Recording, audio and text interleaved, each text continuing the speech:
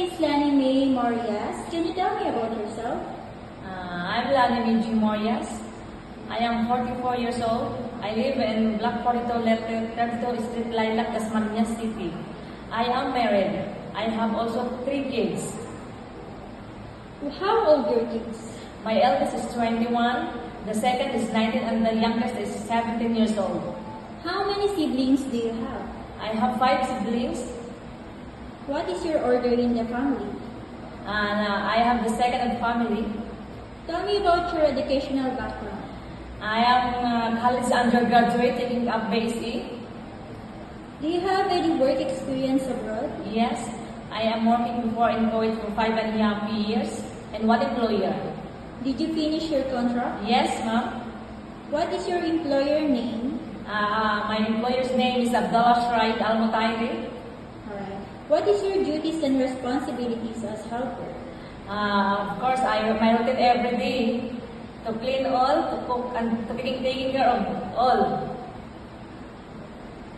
How many kids did you take care? Four kids, ma'am, I am taking care.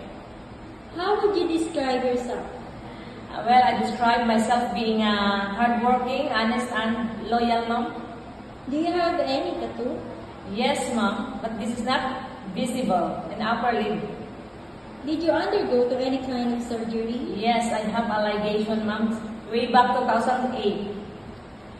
Why do you want to work abroad?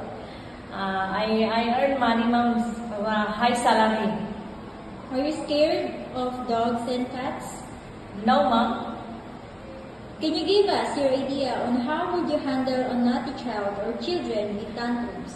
I am beside for them to make calm down. Alright, can you sing a nursery song? Yes, ma'am.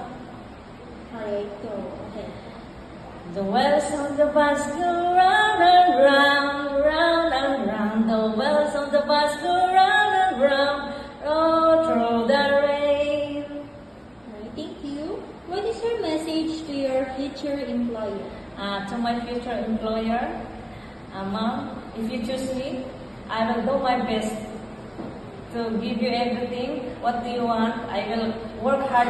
If you choose me, ma'am, I will assure you that I am hardworking and honest for my work for you. Alright, thank you. Welcome.